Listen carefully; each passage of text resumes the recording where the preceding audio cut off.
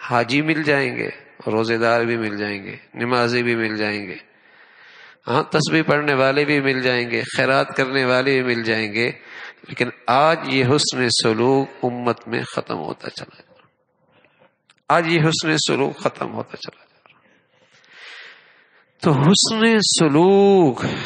آگے بڑھ کے اللہ کے لیے۔ حضرت نظام الدین اولیاء رحمۃ اللہ علیہ کی خدمت میں ایک شخص آیا، کہنے لگا میرے بھائی ہے، ہمیں راستے میں کانٹے ڈالتا ہے، میں نے بھی طے کر لیا میں بھی اس کے راستے میں کانٹے ڈالوں گا۔ حضرت فرمانے لگے بیٹے وہ کانٹے ڈالتا ہے تو بھی کانٹے ڈالے گا، دنیا کانٹوں سے بھر جائے گی، کوئی کانٹے اٹھانے والا بھی تو ہو۔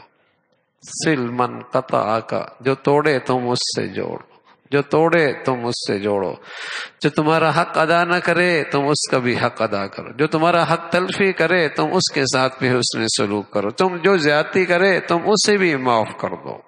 سل من قطع کا واعف عمن ظلم کا واعطی من حرم کا، جو توڑے تم اس سے جوڑو، جو زیادتی کرے تم معاف کر دو، جو تمہارا حق ادا نہ کرے تم آگے بڑھ کے اس کا بھی حق ادا کرو، تم اس کا بھی حق ادا کرو۔ اللہ یہ صلہ رحمی کیا برکتیں ہیں،